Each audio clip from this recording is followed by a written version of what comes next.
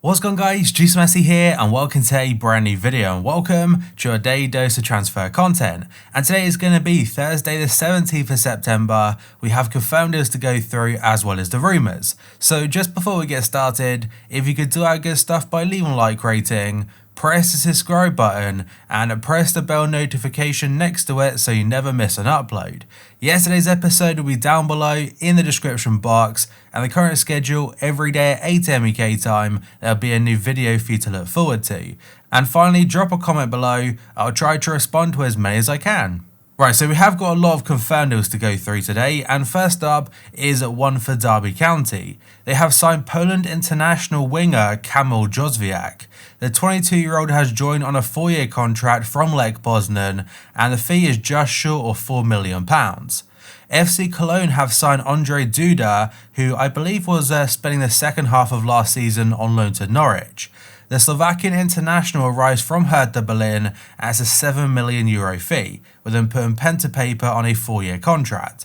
And this Duda transfer does tie into the two coming up. So Cologne announced a second signing yesterday that is going to be the forward Sebastian Andersson. He's joined from Union Berlin for €6.5 million and he's signed a 3-year contract.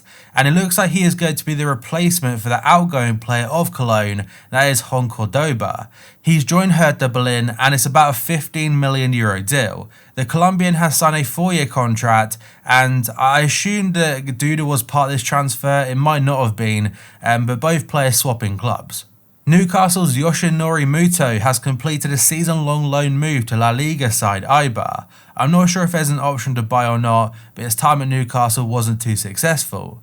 Schalke have signed Gonzalo Paciencia, so if I say his name wrong. That's a loan deal from Eintracht Frankfurt. It also includes an option to buy for next summer, that they haven't disclosed how much that option will be. Fiorentina have re-signed Borja Valero on a free transfer, that's after spending 3 seasons with Inter Milan. Pervis Estupiñán has joined Villarreal in Spain from Watford. The initial fee is about £15 million and he's put pen to paper on a 7-year contract. And that's not bad for a player who never played a single competitive game for the Hornets. Though I was made aware that he had a fantastic season last year on loan in La Liga, and Unai Emery's side have managed to purchase him. Aston Villa have finally confirmed the signing of Argentine goalkeeper Emiliano Martinez. It's from Arsenal and they'll receive about £20 million as part of the transfer. The 28-year-old has signed a contract that will keep him with a Premier League club until 2024. And when I was speaking about this deal a couple of days ago, I said it was pretty much best for everyone involved, because Arsenal do get a good fee for a backup goalkeeper essentially, Villa do get a very good goalkeeper coming in, and Martinez finally gets to be a #1 goalkeeper in the Premier League. And now finally the Pierre-Emerick Aubameyang saga is over. He has signed a new 3-year contract with Arsenal, which apparently is worth £55 million. The 31-year-old will earn about £350,000 a week, that's once loyalty payments and bonuses are added. His base wage is about £250k a week, and it's a very important signing for Arsenal. It may even be the most important signing of this window. I know they are still trying to sign Thomas Partey and Houssem Aouar, but what Aubameyang brings to the club I think is very hard to replace. He is such a good goal scorer and so important to the club.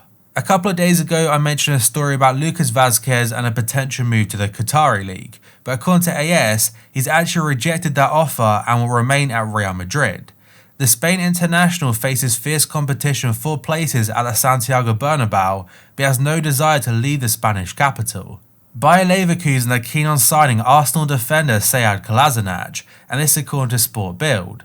The fullback has fallen out of favour under Mikel Arteta at the Emirates Stadium, with the likes of Kieran Tierney and Ainsley Maitland-Niles ahead of him in the pecking order.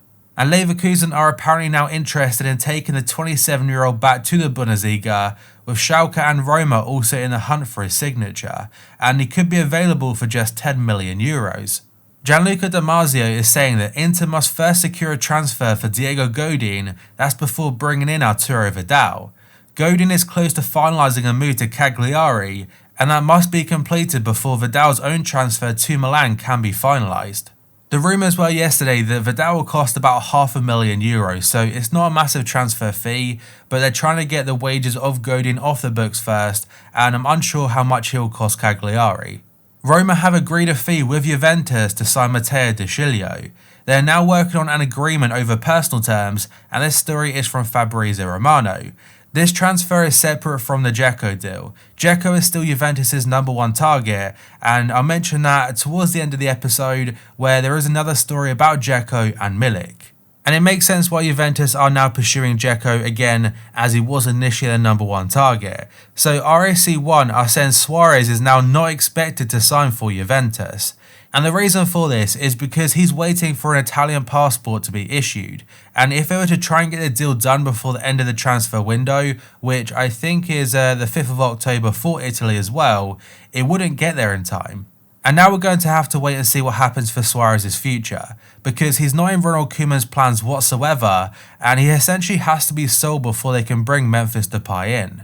Chelsea's move for Senegal goalkeeper Edouard Mendy has stalled. That's because his current club Rennes, they want England defender Tomori as part of a swap deal, and this story is from the Daily Star.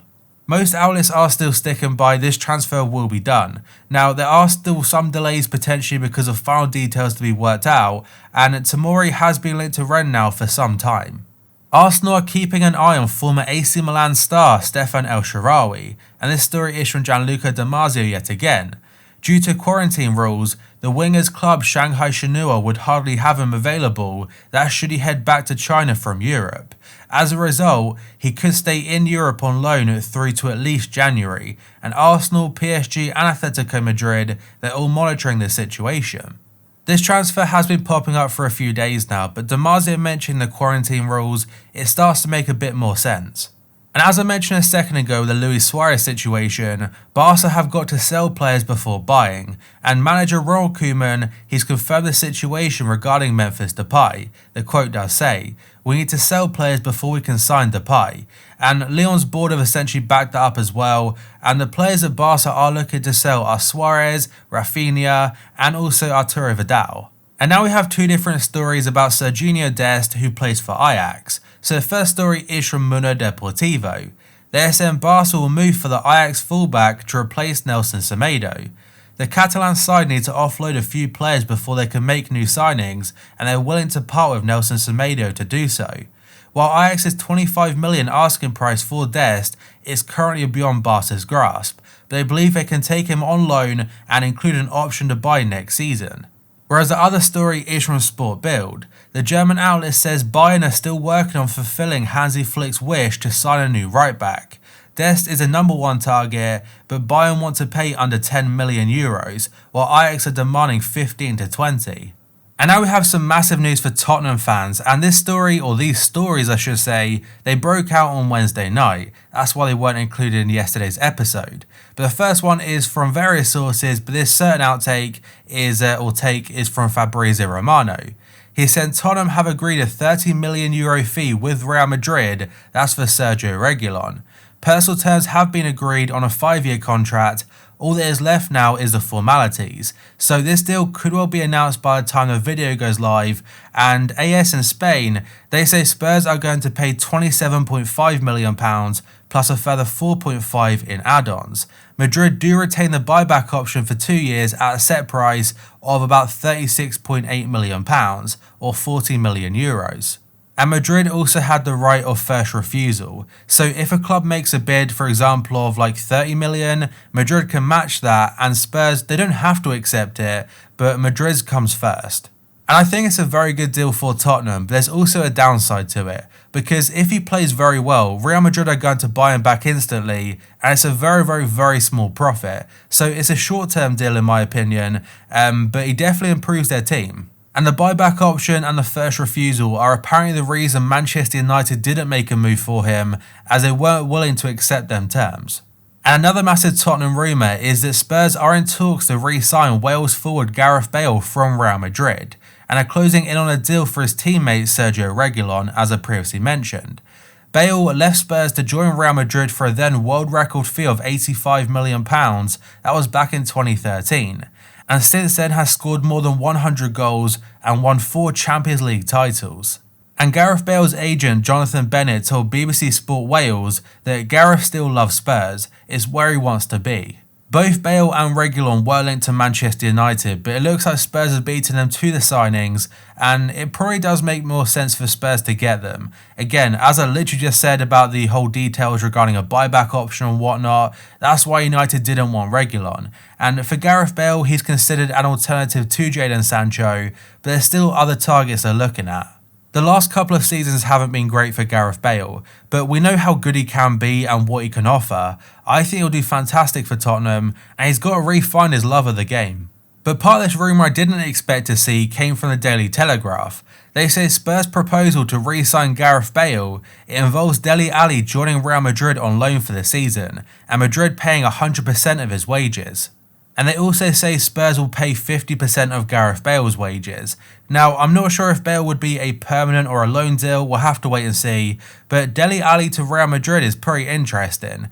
And it's also a similar situation because Ali's form a few years ago, he's one of the best young players in the world, but last couple of seasons he's massively dropped off.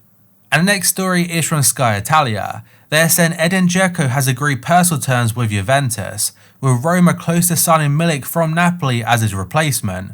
The deal though will only go ahead and be completed if the Poland international agrees to join Roma. If he does, Dzeko is off to the Italian champions. But that, guys, is going to be it for this video. So if you could do that good stuff by leaving a like rating, press the subscribe button, and press the bell notification next to it so you never miss an upload. Yesterday's episode will be down below in the description box, and the current schedule every day at 8 AM UK time, there'll be a new video for you to look forward to. So thank you for watching, and I'll see you next time.